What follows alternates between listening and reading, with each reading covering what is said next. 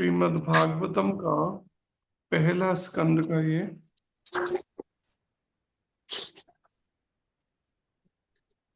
7वां अध्याय है, जिसका शीर्षक है द्रोण पुत्र दंड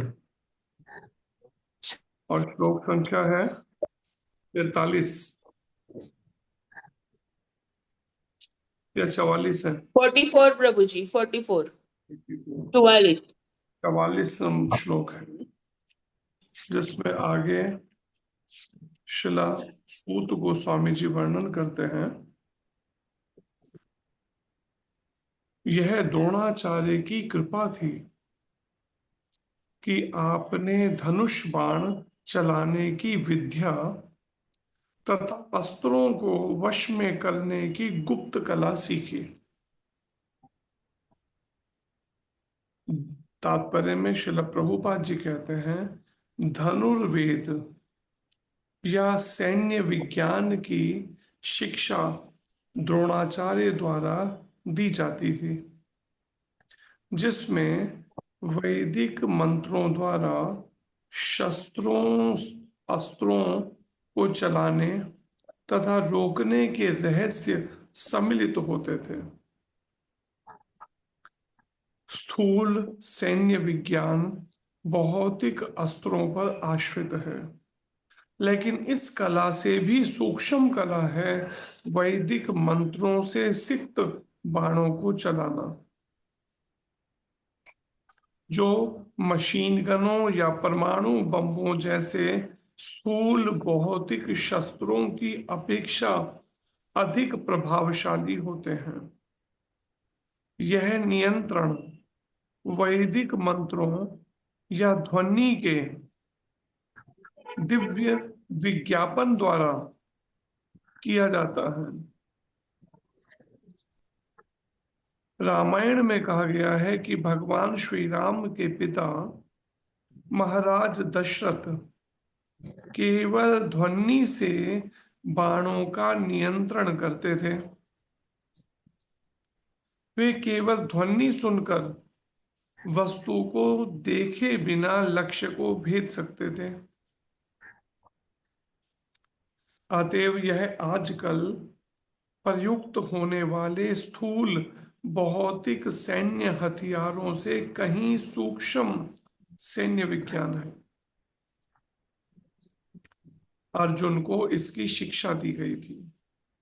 अतएव द्रौपदी चाहती थी कि अर्जुन इन सारे लाभों के लिए द्रोणाचार्य के प्रति कृतज्ञता प्रकट करे।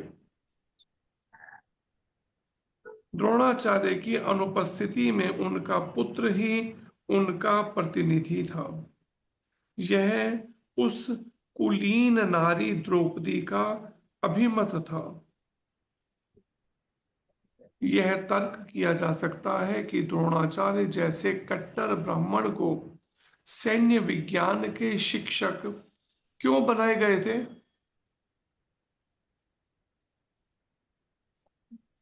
इसका उत्तर यह है कि ब्राह्मण को शिक्षक बनना चाहिए, चाहे वह विद्या के किसी भी विभाग को क्यों ना जानता हो या सिखाता हो। विद्वान ब्राह्मण को शिक्षक, धर्मोपदेशक तथा दान का पात्र बनना चाहिए। प्रामाणिक ब्राह्मण ऐसे पेशे अथवा व्यवसाय ग्रहण करने के लिए अधिकृत है। तो ये श्लोक है आज का, जिसमें मुख्य रूप से श्रील सूत गोस्वामी जी यहाँ पर जो शिक्षा दे रहे हैं, ये विचार समझने वाली है। श्रील सूत गोस्वामी कहते हैं, यह द्रोणाचार्य की कृपा थी कि आपने धनुष बाण चलाने की विद्या तथा अस्त्रों को वश में करने की गुप्त कला सीखी थी। कौन कह रहा है ये बात और किसको कह रहा है, जरा जल्दी से बता दीजिए। ये बात कौन कह रहा है और किसको कह रहा है, बिना लब किए जल्दी। बोलिए दर्शना माता।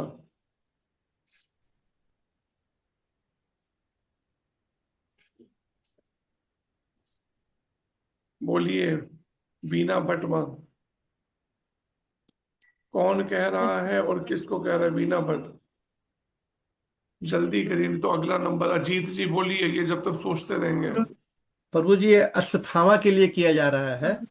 अच्छा, मेरा प्रश्न जो है उस पर आंसर देना है। वरा मूर्ति प्रभु, हरे कृष्ण प्रभु, दंडवत प्रणाम।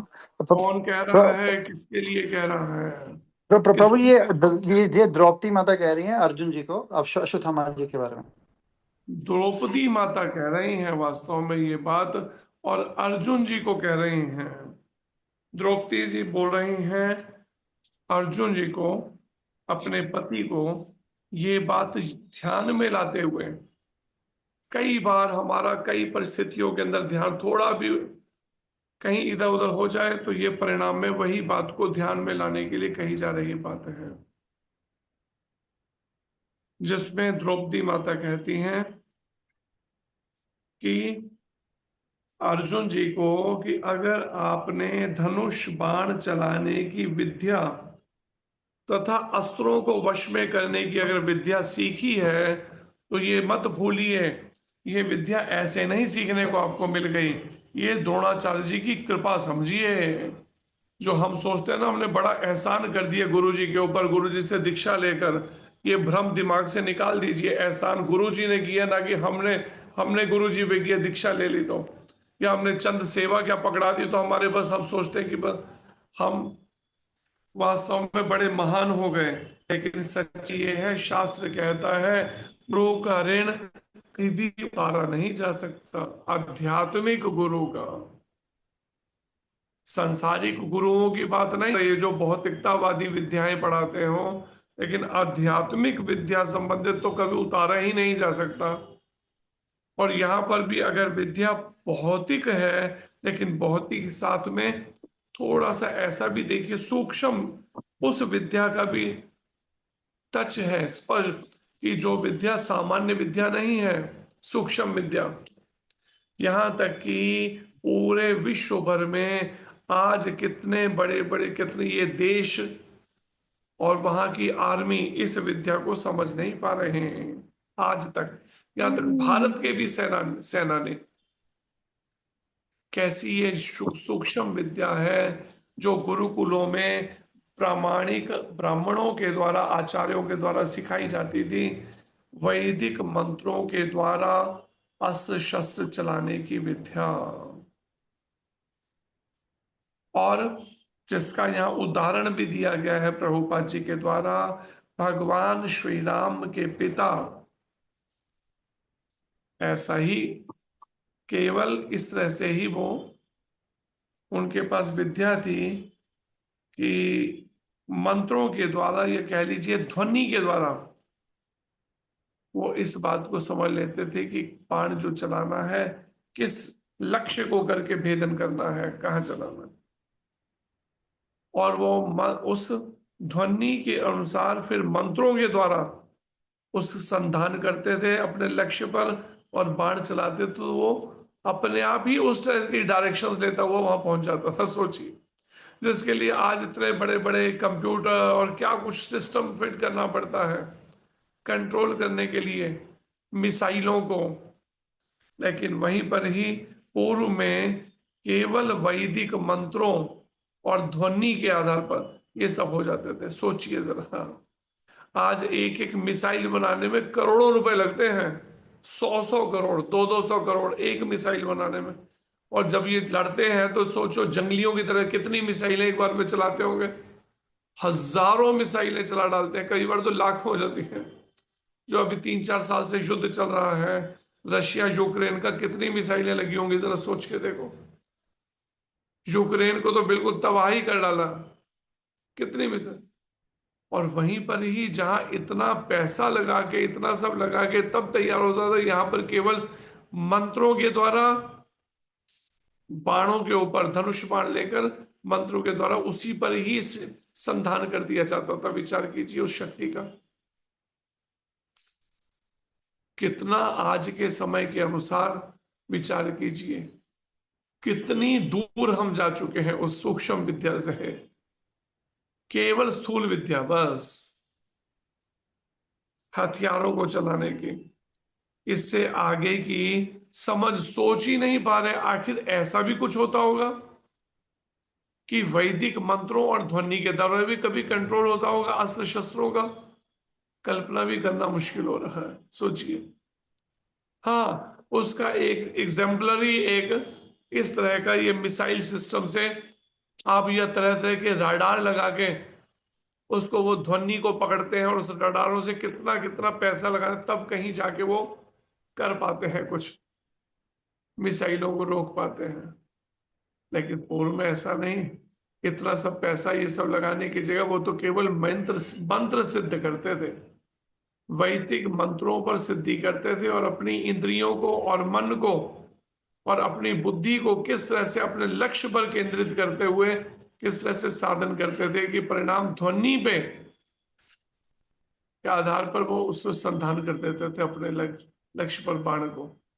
विचार कीजिए, अब सैकड़ों करोड़ हजारों करोड़ लगता है, लाखों करोड़, और उस समय केवल मंत्रों से सिद्ध। लेकिन आज मंत्र वाली स्थिति से कितनी दूर निकल गए हम।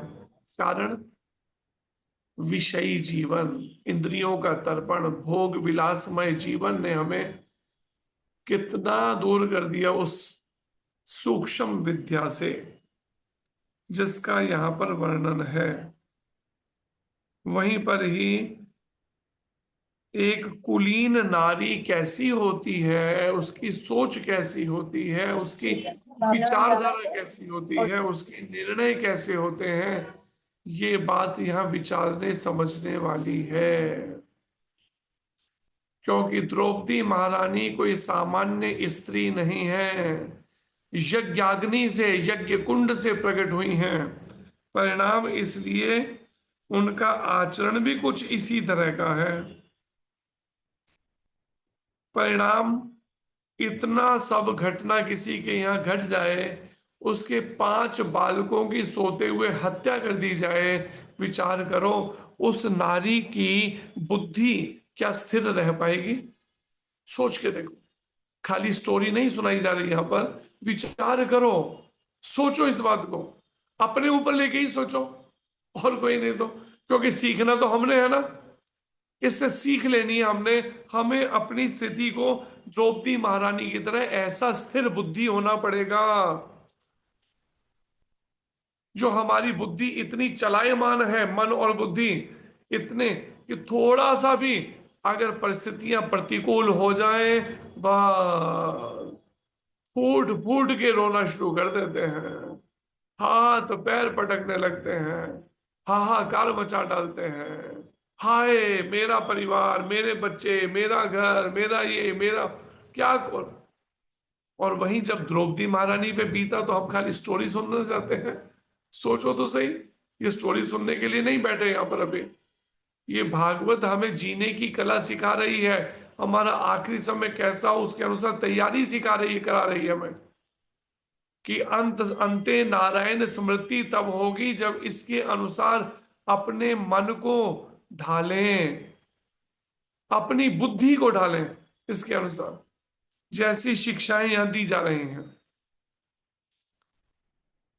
और इतनी बड़ी घटना, 5 बालकों का, 5 ही पुत्र और 5 का कत्ल, 5 की गर्दनें काट दी जाती हैं। उसके बाद भी द्रौपदी महारानी की बुद्धि विचलित नहीं हुई। हाँ, उन्होंने अश्रु विसर्जन किया, वो रोई भी, लेकिन बुद्धि उसके बाद भी ऐसे निर्णय दे रही है। सोचो तो सही, द्रौपदी महारानी की महानता पर ही सोचो कि कितनी महान होंगी द्रौपदी महारानी।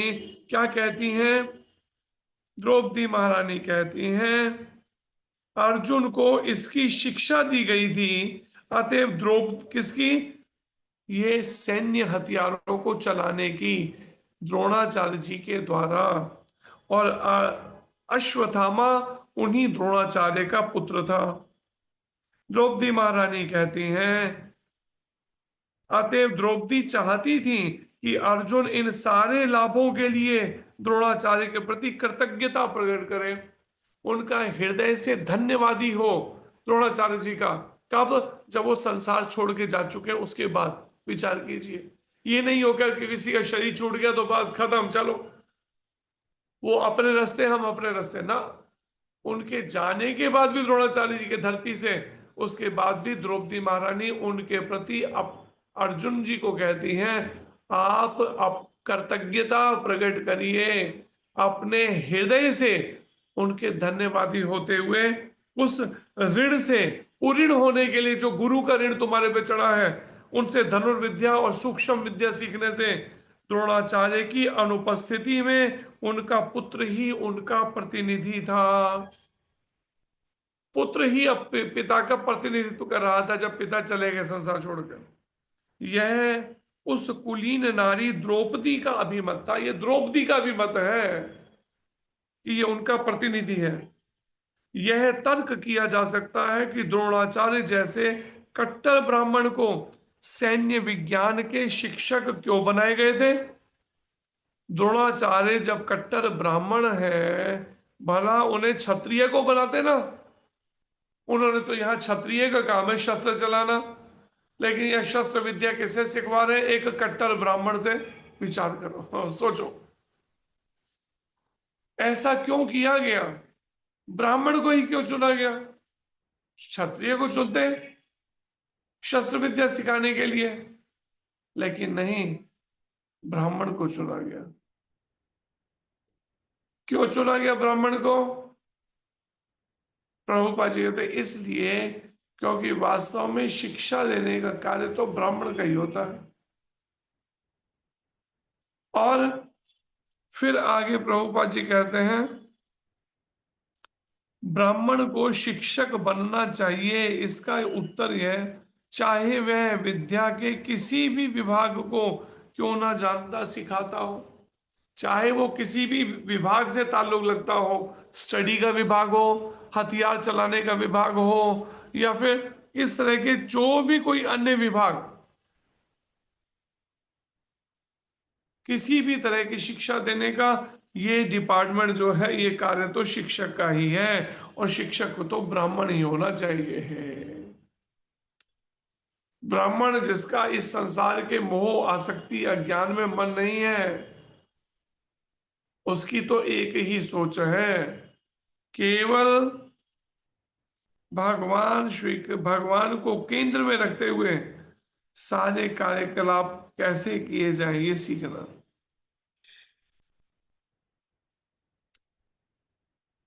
चाहे वह विद्या के किसी भी विभाग को क्यों ना जानता या सिखाता हो, किसी भी विभाग को। विद्वान ब्राह्मण को शिक्षक, धर्मोपदेशक तथा दान का पात्र बनना चाहिए। विद्वान जो ब्राह्मण है, जिसको वैदिक शास्त्रों का ज्ञान है, उसको शिक्षक बनना चाहिए, उसको धर्मोपदेशक बनना चाहिए, प्रभुपाद जी कहते हैं, और उसे दान का पात्र बनना चाहिए, अपने को योग्य बनना चाहिए कि दान अगर कोई दे उसका पूरा विश्वास भी होना चाहिए। ये नहीं कि हाँ दान दिया लेकिन मन में क्या है, वो पैसे का दुरुपयोग ना कर दे, पैसे का ना, एक एक रुपया उनकी अमानत है, जब वो चाहे अपने पैसे वापस ले सकता है। और इस तरह का यहाँ जो शिक्षा है, प्रभुपाद जी कहते हैं, विद्वान ब्राह्मण को शिक्षक, धर्मोपदेशक तथा दान का पात्र बनना चाहिए। प्रामाणिक ब्राह्मण ऐसे पेशे ग्रहण करने के लिए, ऐसे व्यवसाय ग्रहण करने के लिए अधिकृत हैं। प्रामाणिक ब्राह्मण जो परंपरा में ब्राह्मण है, ऐसे नहीं कि कोई भी अपने को जन्म कर्म से नहीं, अपने को बल्कि गुण कर्म विभाषा, गुण और कर्म से होना चाहिए, जन्म से नहीं चलेगा।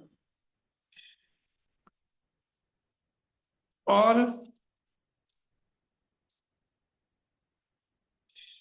प्रभुपाद जी कहते हैं, धनुर्वेद या सैन्य विज्ञान की शिक्षा द्रोणाचार्य द्वारा दी जाती थी।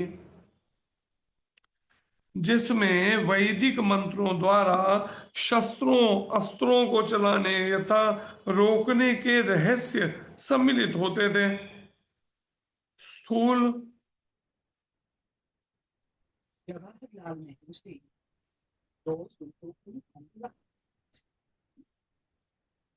स्थूल सैन्य विज्ञान भौतिक शस्त्रों पर आश्रित है।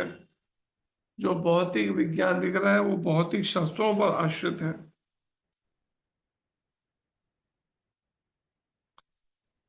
फिर प्रभुपाद जी कहते हैं वैदिक मंत्रों से सिक्त बाणों को चलाना जो मशीनरी या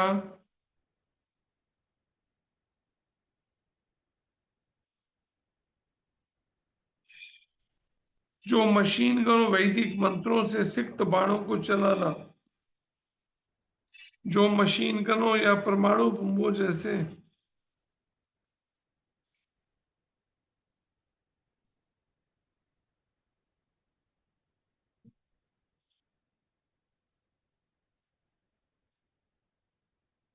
वैदिक मंत्रों यह नियंत्रण वैदिक मंत्रों या ध्वनि के दिव्य विज्ञापन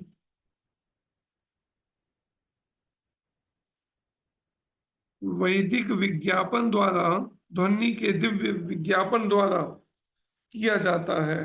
वैदिक मंत्रों या ध्वनि के दिव्य विज्ञापन द्वारा रामायण में भी ये वर्णन जो अभी प्रसंग बताया। और फिर प्रभुपाद जी कहते हैं द्रोणाचार्य जैसे कट्टर ब्राह्मण को सैन्य विज्ञान के शिक्षक बनना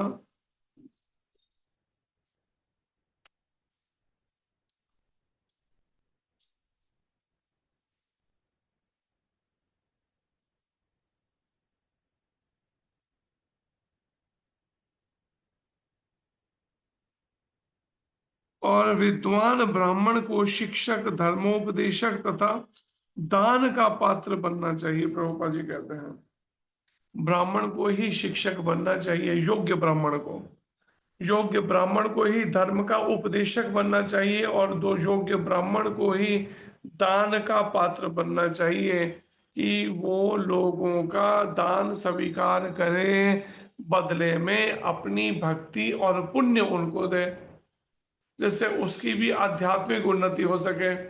जो योग्य प्रमाणिक गुरु है वो अपने निजी स्वार्थों में नहीं चलता।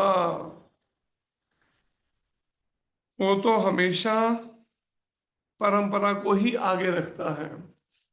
फिर अगला प्रमाणिक ब्राह्मण ऐसे पेशे ग्रहण करने के लिए अधिकृत है। केवल ब्राह्मण तक की सीमा दे। 45वां श्लोक प्रयास कीजिए बोलने का। हो गया प्रभु जी। प्रभु जी श्लोक 45 कौन कौन सा हुआ है 45 हो गया है। और कौन सा हुआ है? बस 45 ही हुआ बस है। 45 तक ही हो गया। आगे फिर सूत गोस्वामी जी कहते हैं अपने पुत्र द्वारा प्रतिनिधित्व किए जाने के कारण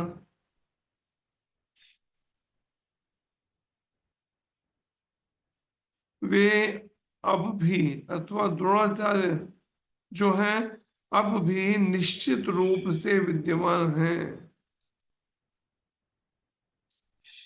अब यहाँ बात विचारने वाली देखिए अपने पुत्र द्वारा प्रतिनिधित्व किए जाने के कारण वे अर्थात द्रोणाचार्य अब भी निश्चित रूप से विद्यमान हैं। उनकी पत्नी कृपि सती नहीं हुई क्योंकि वे पुत्रवती थीं। अगर पति का मान लिया जाए देहांत तो हो गया अगर पुत्र अभी है उसे ऐसी स्थिति में जो यहाँ पर वर्णन है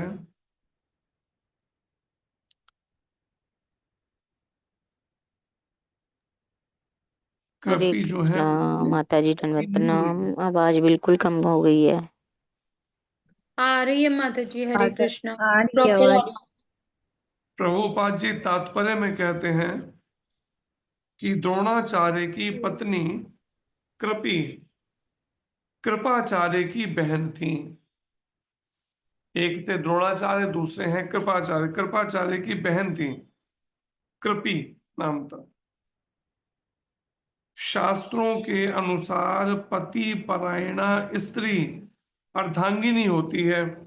जो पति के ही परायण रहती है, पति के ही आश्रित रहती है, ऐसी स्त्री, पति परायणा स्त्री अर्धांगिनी होती है, आधा अंग होती है पति का। और यदि वह निसंतान हो तो अपने पति के साथ स्वेच्छा से मृत्यु का वर्ण कर सकती है। अगर निसंतान हो, अगर संतान नहीं हो तो कर सकती है, ऐसे नहीं। यहाँ पे ये बात यहाँ बताई जा रही है शिक्षा कि अगर वह निसंतान हो, उसके कोई संतान ना हो, तो अपने पति के साथ स्वेच्छा से मृत्यु का वर्ण कर सकती है, इच्छा से वो मृत्यु का हरण कर ले।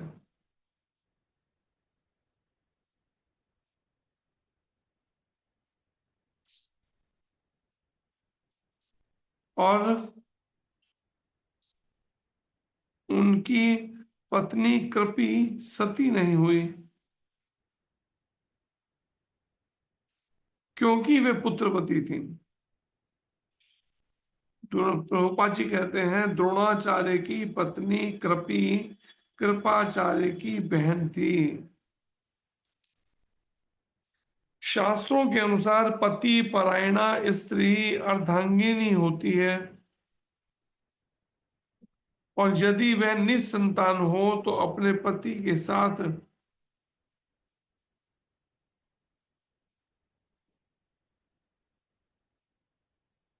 अपने पति के स्वेच्छा से मृत्यु का वर्ण कर सकती है, लेकिन पति के साथ। लेकिन निसंतान हो, यहां भी है एक जम्मू में, उन्होंने अपनी पत्नी के साथ अग्नि में बैठकर इकट्ठे ही पति पत्नी ने शरीर त्याग दिया था। लेकिन यहाँ पता है निसंतान, उनका पुत्र है एक, लेकिन यहाँ वर्णन है अगर केवल उसी के लिए स्वेच्छा से मृत्यु का वर्ण है जिसके। लेकिन द्रोणाचार्य की पत्नी को ऐसा नहीं करना पड़ा।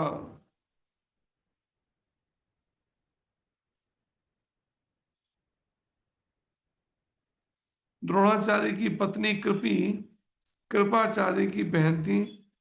शास्त्रों के अनुसार पति परायणा स्त्री अर्धांगिनी होती है, और यदि वह निसंतान हो तो अपने पति के साथ स्वेच्छा से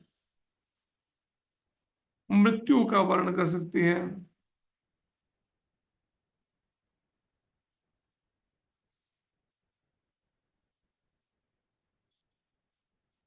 लेकिन द्रोणाचार्य की पत्नी को ऐसा नहीं करना पड़ा।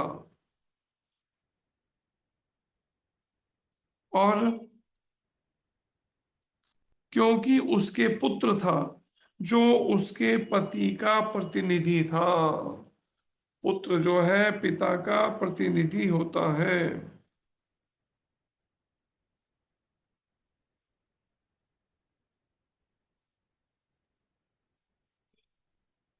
पुत्रवती विधवा नाम के लिए विधवा होती है। पुत्रवती जिसका पुत्र है वो खाली कहने को विधवा होती है, तो उसको संरक्षण देने के लिए उसका पुत्र है।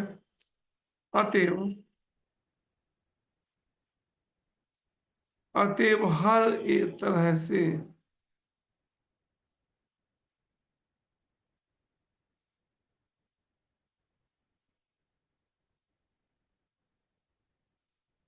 अतएव हर तरह से अश्वत्थामा द्रोणाचार्य का प्रतिनिधि था।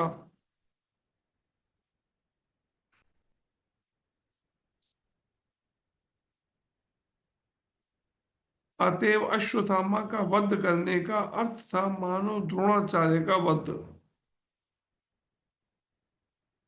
अश्वत्थामा के वध न करने के लिए द्रौपदी का यही तर्क था।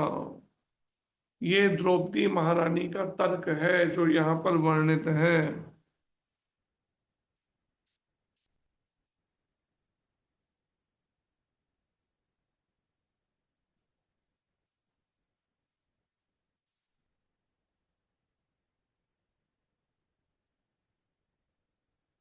तो ये श्लोक हैं जिनमें ये बात वर्णन है।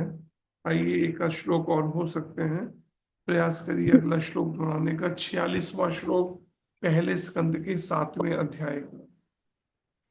तद धर्मज्ञ महाभाग तद्धर्मज्ञ महाभाग महाभाग भवदभिर्गौरवं कुलम् भवति गौरवं कुलम् व्रजिनं नार्हति प्राप्तुम् वृजिनं पूज्यं वन्दमभीक्षणशः पूज्यं वन्दं अभीक्षणम् अभिदर्शन तद्धर्मज्ञ महाभाग तद्धर्मज्ञ महाभाग भवद्भिर्गौरवं कुलम् भवति गौरवं कुलम् व्रजिनं नार्हति प्राप्तुम् व्रजिनं नार्हति प्राप्तम् पूज्यं वन्द्यं भीक्षणशः पूज्यं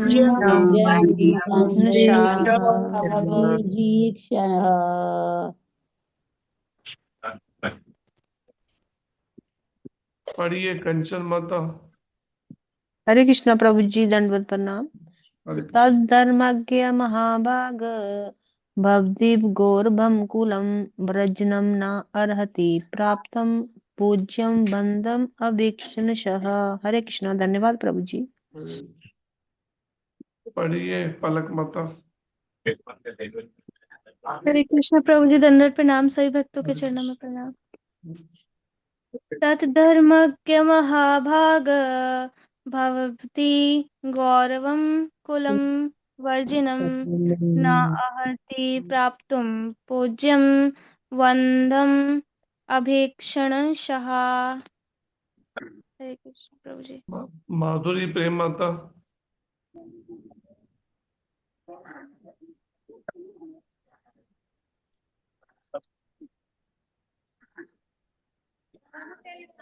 हरे कृष्ण प्रभु जी, दंडवत प्रणाम। हरे कृष्ण। तद्धर्मज्ञ महाभाग भवदभि गौरवं कुलं व्रजिनं नार्हति प्राप्तुं पूज्यं वंद्यम अभीक्ष्णशः। धन्यवाद प्रभु जी। हरे कृष्ण, दंडवत प्रणाम। ये कौन है? P19108 ऑन करके बैठा हुआ है, उसको अनम्यूट करके पहले से ही। बार बार समझाने के बाद भी समझना पड़ेगा, फिर म्यूट।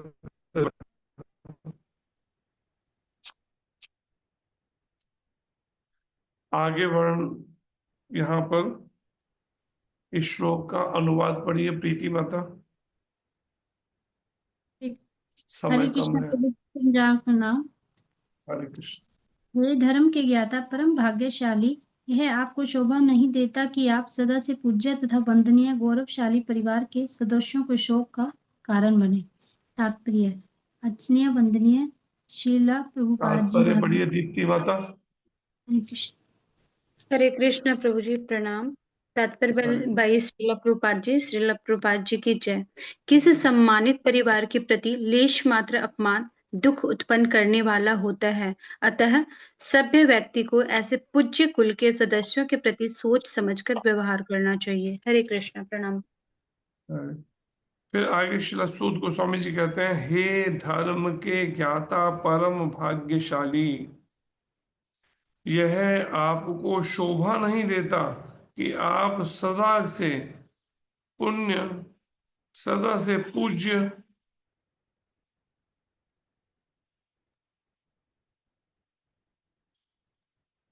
यह आपको शोभा नहीं देता कि आप सदा से पूज्य तथा वंदनीय गौरवशाली परिवार के सदस्यों के शोक का कारण बने।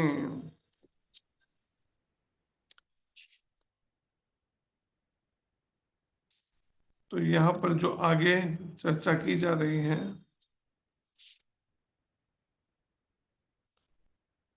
प्रभुपाद जी तात्पर्य में कहते हैं, किसी सम्मानित परिवार के प्रति लेश मात्र अपमान दुख उत्पन्न करने वाला है। अतः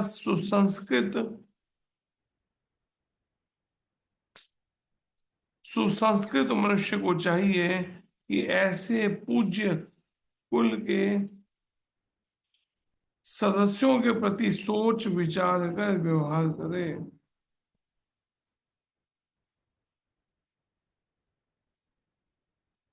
इस बात से विचार करिए जो यहाँ शिक्षा है कि हे धर्म के ज्ञाता परम भाग्यशाली,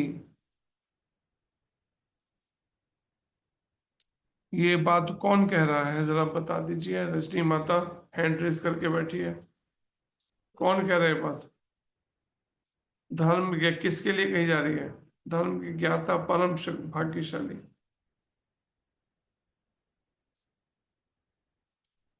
शीतल माता किसके लिए कही जा रही है?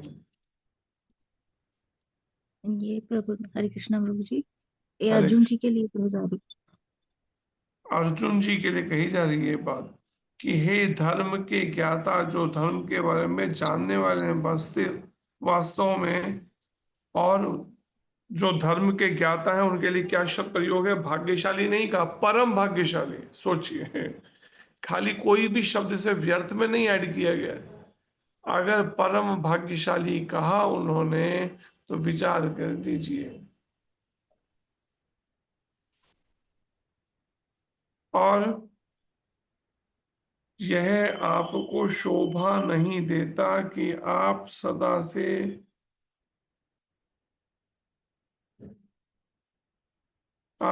से पूज्य तथा वंदनीय, और केवल पूज्य तथा वंदनीय ही नहीं, गौरवशाली परिवार के सदस्यों के शोक का कारण बने। ये शोभा नहीं देता। अर्जुन जी के लिए कह रही हैं द्रौपदी महारानी।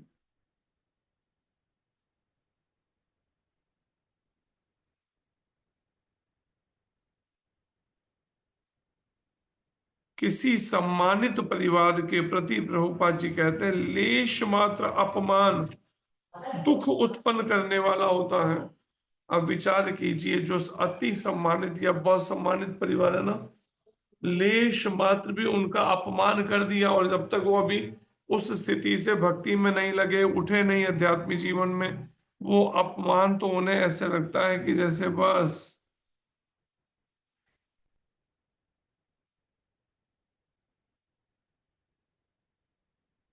अपमान, ऐसा लेश मात्र अपमान भी दुख उत्पन्न करने वाला होता है। अतः सुसंस्कृत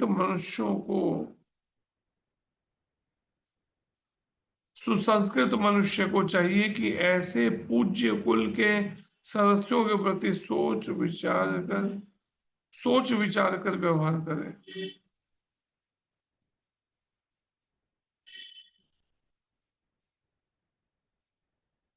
इसलिए यह सावधान किया जा रहा है कि अगर कोई सुसंस्कृत व्यक्ति है, जिसको एटिकेट आचार मालूम है ठीक से,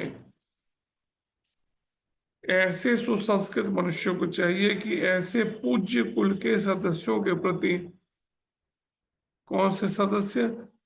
पूज्य कुल के सदस्य सोच विचार समझ कर व्यवहार करें।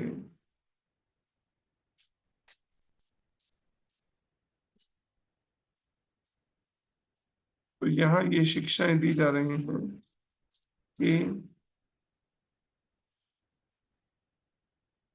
जिसे संक्षेप में अगर समझना चाहे तो कैसे समझ सकते हैं कि जिसे गुरु महाराज भी कई बार कहते हैं, बिना विचारे जो करे पाछे फिर पछताए, बोए पेड़ बबूल के तो आम कहां से पाए है। बिना विचारे करेंगे तो भुगतना तो पड़ेगा, बच नहीं सकते दंड से। आज भोगे, कल भोगे, परसों किसी भी समय भोगे, इच्छा हमारी है।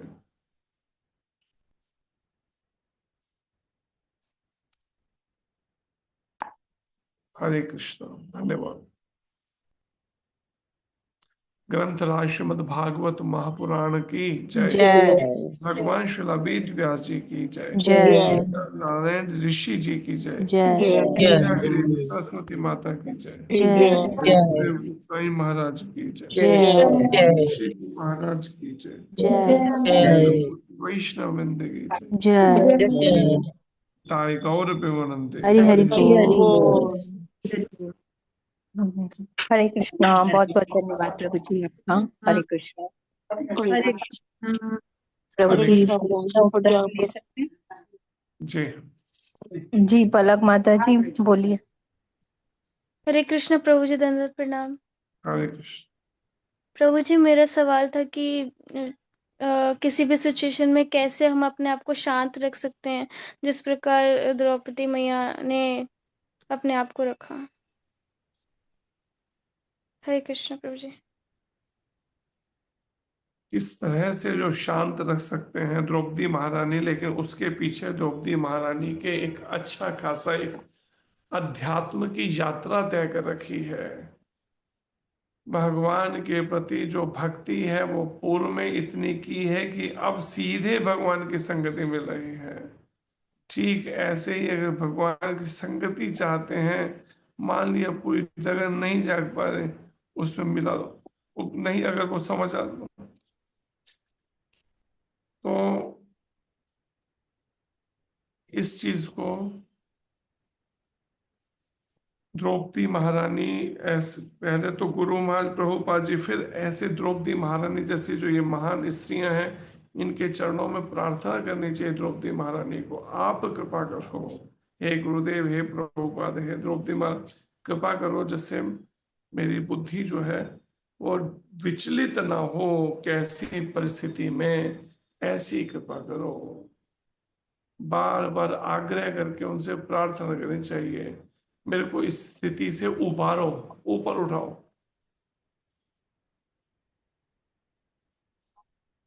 हरे कृष्ण। हरे जी कृष्ण प्रभु। हरे कृष्ण। जी मुख्तियार प्रभु जी अनम्यूट कीजिए। हरे कृष्णा प्रभु जी, दंड प्रणाम। हरे कृष्ण। प्रभु जी, इसमें जो एक लाइन आई है कि अतएव अश्वत्थामा का वध करने का अर्थ था मानो द्रोणाचार्य का वध। तो प्रभु जी हम इसको इस तरह से समझे कि जैसे वो गुरु हैं, तो वो समझाना चाह रहे हैं कि भाई गुरु हैं, और अगर आपने उनके बेटे पुत्र का वध करा तो यानी कि उनके पिता का, यानी कि अपने गुरु का वध करा। तो इसको हम इस तरह समझे, या प्रभु जी आप एक बार इसको दोबारा एक बार समझा दीजिए। यही अर्थ है।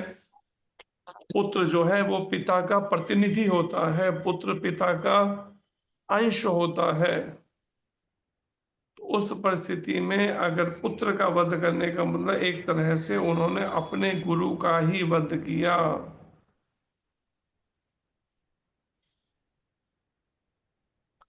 इसलिए इस बात को यहां जिक्र किया गया है।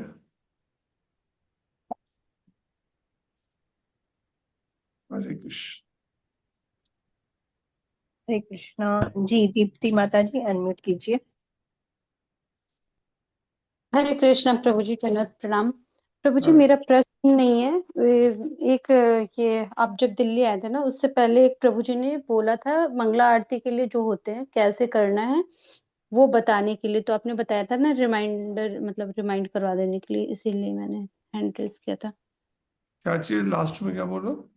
ये मंगल आरती कैसे होती है ना, उनके स्टेप्स बताने के लिए उन्होंने बताया था, पूछा था। प्रभु जी हरे आपने कृष्ण बताया। प्रणाम। प्रभु जी विग्रह पूजा के लिए, प्रभु जी आपने बोला था ना कि लौट के आएंगे तो एक दिन क्लास लेंगे विग्रह पूजा का। तो क्लास खत्म होने में ना, क्लास जी शुरू में या क्लास से पहले याद दिलाना था ना। प्रभु जी कल कर लेंगे, प्रभु जी कल याद दिला देंगे प्रभु जी। ठीक, क्लास से हरे पहले याद दिलाइएगा, आधा घंटा पहले, आधा एक घंटा। जी जी प्रभु हरे जी। कृष्ण प्रभु जी, हरे प्रणाम। कृष्ण। हरे कृष्णा। जी सुदेवी माता जी अनम्यूट कीजिए। हरे कृष्णा प्रभु जी, कोटि कोटि दंडवत प्रणाम। हरे कृष्ण।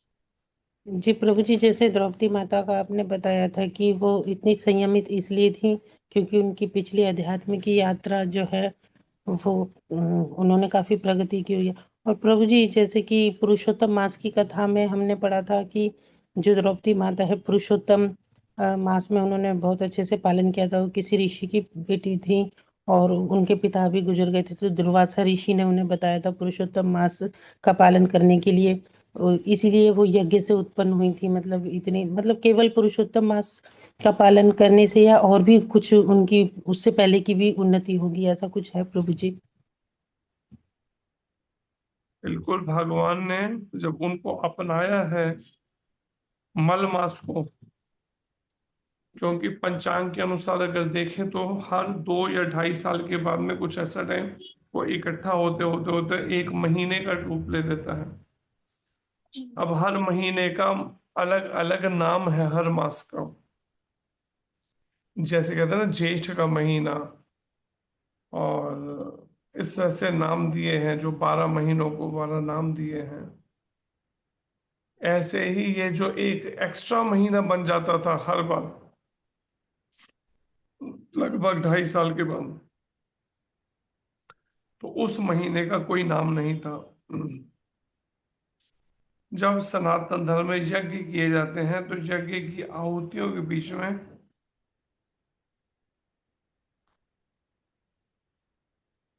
जो मल मास है उसको कोई भाग, बाकी देवी देवताओं को, बाकी सबको तो भाग मिलते थे 10 दिशाओं को, और जो 12 महीने हैं, लेकिन इनको कोई भी कोई भाग कुछ भी अर्पण नहीं करता था। ये कह के जी तुम्हारा तो कोई नाम ही नहीं है, बिना नाम के तो कुछ होता नहीं यज्ञ के अंदर अर्पण। अब जब इनको कुछ अर्पण नहीं किया जाता तो ये बड़े दुखी हो गए, और अपने तरीके से भटके, जितना भी समय भटकना था। उसके बाद में फिर भेंट हुई, दोबारा मिलना हुआ कुछ साल के बाद महाराज जी से। कैसे? तो ऐसे जो ये जो ऐसे एक भक्त हैं, उनका भी इस तरह का है, तो वो भटकते रहे। उसके बाद में कभी वहां से फिर दोबारा शरणागति फिर ली, अभी चंद समय पहले आकर। ऐसे इसको, इसका तो ये महीना जो, ये तो बेचारा रोने लगा फूट फूट के जब सब इसका तिरस्कार करने लगे मलमास का। और जब जब भगवान कृष्ण के पास ले गए, भगवान के आगे कहता मैं तो आत्महत्या करना चाहता हूं, क्योंकि लोग सब मेरा अपमान तिरस्कार करते हैं, कोई भी धार्मिक कृत्य नहीं करता मेरे महीने में। तब भगवान ने उसके पर दया करके उसको आशीर्वाद दिया और वरदान दिया कि आज से तुम पुरुषोत्तम मास के नाम से जाने जाओगे, मलमास नहीं। और पुरुषोत्तम मास में जो भी सत्कर्म करेगा उसका अक्षय फल होगा, फल का नाश नहीं होगा। इतना महान बना दिया उसको। इसलिए पुरुषोत्तम मास का महीना तो विशेष है। हरे कृष्ण। हरे कृष्णा प्रभु जी, धन्यवाद, कोटि कोटि दंडवत प्रणाम प्रभु जी आपके चरणों में। हरे कृष्ण। हरे कृष्णा जी। नीलम माता जी अनम्यूट कीजिए। हरे कृष्णा प्रभु जी, दंडवत प्रणाम। हरे कृष्ण। प्रभु जी, जो भी आपने जम्मू के एक भक्त के लिए बारे में बोला प्रभु जी, वो श्री द्वारकानाथ शास्त्री, उन्हीं के बारे में बोल रहे थे आप? हाँ जी। प्रभु जी, वो तो भगवत प्रेमी थे, भक्त थे, वो बड़े उच्च कोटि के भक्त थे प्रभु जी। तो फिर उन्होंने समाधि, अग्नि समाधि क्यों ली प्रभु जी? और प्रभु जी, उनका तो पुत्र भी था, तो उनकी पत्नी ने भी साथ में समाधि ले ली। कई कारण हो सकते हैं उसमें। कुछ कारण अगर आपको पहले पता हो तो ये मालूम होगा। कई बार अध्यात्म के मार्ग पर चलते हुए कई परिस्थितियां आती हैं उसमें, तो कई तरह की बातें उठने लगी थी उस समय में। उन परिस्थितियों में उन्होंने ऐसा स्टेप उठाया था। आपने अगर उनके बारे में जानते होंगे तो आपको पता होगा कि क्या क्या बातें उठने लगी थी उस समय में। और ऐसे में ये निर्णय लिया गया था, बच्चे को, वही छोटे से बच्चे को छोड़ के उन्होंने अग्नि में खुद ही हो गए थे समाधि लेने। ये शास्त्र संगत नहीं था तरीका, ऐसा करना ये बिल्कुल अनुचित जैसा है। भगवान के द्वारा कृपा करके मिला मनुष्य चोले को इस तरह से कर देना सैकड़ों माताएं, हजारों उनकी वो बन गई थी। तो उनकी सेवा में कोई उनके चरण दबाना, कोई इस तरह से करना, ये सब बहुत कुछ बातें आते हैं। अब उन्होंने उन परिस्थितियों के बीच में इस तरह का निर्णय जो लिया, जबकि उनको शास्त्र के बारे में जानकारी भी थी, तो थोड़ा सा अटपटा सा समझना बड़ा कठिन है इस बात को कि ऐसा निर्णय शास्त्रोचित नहीं लगता। इसको विचार कर सकते हैं। जी प्रभु जी, धन्यवाद। इसलिए साधक को या भक्तों को बड़ा सावधान रहना चाहिए। लोग जितनी जल्दी चढ़ाते हैं उतना ही फिर वो भी होता है।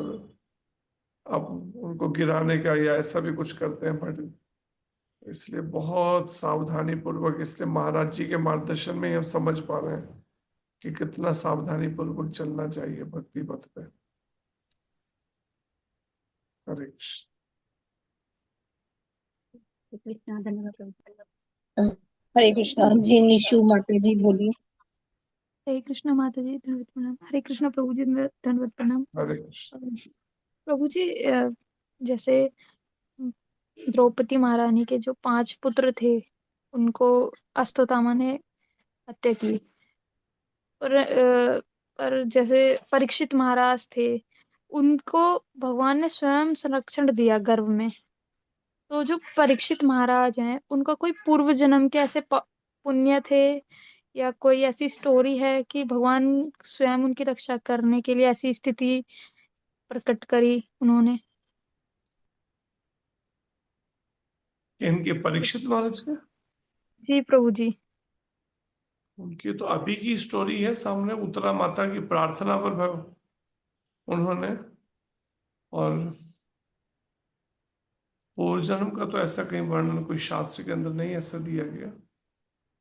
लेकिन हाँ, उत्तरा माता को जैसा उन्होंने सिखाया था उनकी सासू माँ ने, उन्होंने वैसे ही किसी भी परिस्थिति में, कोई भी संकट के समय उन्हें यही सिखाया गया था द्रौपदी महारानी के द्वारा कि ना किसी को भी पुकारने की जगह केवल रक्षा के लिए भगवान श्री कृष्ण को ही पुकारना और किसी को नहीं।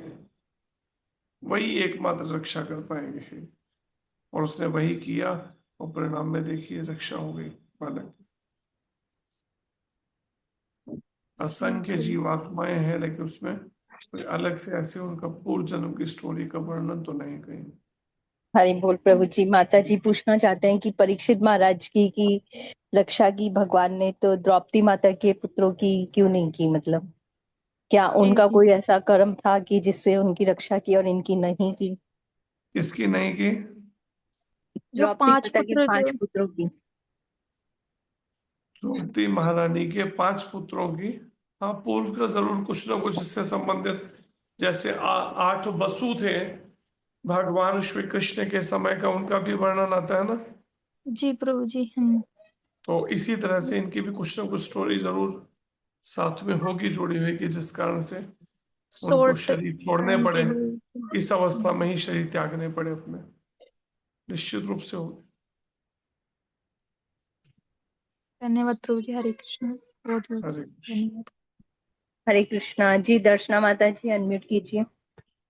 हरे कृष्णा प्रभु जी। प्रभु हरे जी, कृष्ण। यज्ञ में से द्रौपदी माता पैदा हुई थी, उत्पन्न हुई? हाँ जी। द्रौपदी माता कौन से यज्ञ से? द्रौपदी माता, हाँ, यज्ञ द्रौपदी से माता कौन से यज्ञ से पैदा हुई थी? कौन से यज्ञ से? महाराज द्रुपद ने जो यज्ञ किया था उससे उत्पन्न हुई थी। पुत्रेष्ठी यज्ञ, पुत्रेष्ठी। उनने पुत्र उस समय चाहा था, ऐसा पुत्र हो, तो उस समय पुत्रेष्ठी यज्ञ के साथ ये भी प्रकट हुई थी।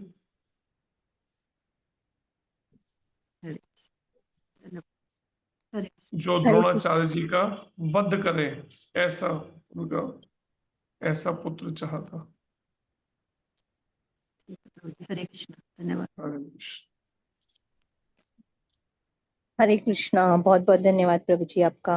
हरे कृष्णा। हरे बोल। और कोई प्रश्न नहीं है प्रभु जी? इवनिंग क्लास बता दीजिएगा, टाइम का आधे घंटे का फर्क रहेगा। जी प्रभु जी।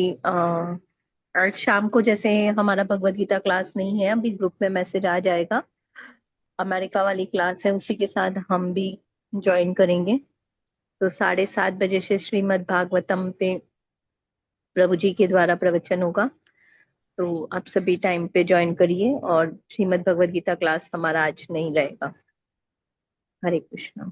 माता जी वो हरे कृष्णा, क्या महाराज जी का लेक्चर भी हो सकता है शाम को? हाँ, महाराज जी की भी हाँ श्रीमद् उस समय भागवतम है, तो वो भी हम यूट्यूब पे या फेसबुक पे सुन सकते हैं। ठीक है माता जी, धन्यवाद। हरे कृष्ण। हरे कृष्णा। हरे कृष्ण। वाञ्छाकल्पतरुभ्यश्च कृपा सिन्धुभ्य एव च पतितानां पावनेभ्यो वैष्णवेभ्यो नमो नमः। गुरुदेव महाराज जी की जगत गुरु शील प्रभुपाद की अनंत कोटि वैष्णव वृंद की जय गौर प्रेमानंदे। हरि हरे बोल। हरि बोल। हरे कृष्ण प्रभु जी, हरे कृष्णा प्रभु हरे जी, कृष्ण दंडवत प्रभु जी, प्रभु दंडवत प्रणाम। हरे हरे कृष्ण कृष्णा प्रभु जी, कोटि कोटि दंडवत प्रणाम। प्रभु जी दंडवत प्रणाम। हरे हरे कृष्णा कृष्ण प्रभु जी, जी। हरे कृष्ण। हरे कृष्णा। दंडवत प्रणाम प्रभु जी। दंडवत कृष्ण प्रणाम। प्रभु जी, हरे दंडवत कृष्ण। प्रणाम। हरे कृष्ण।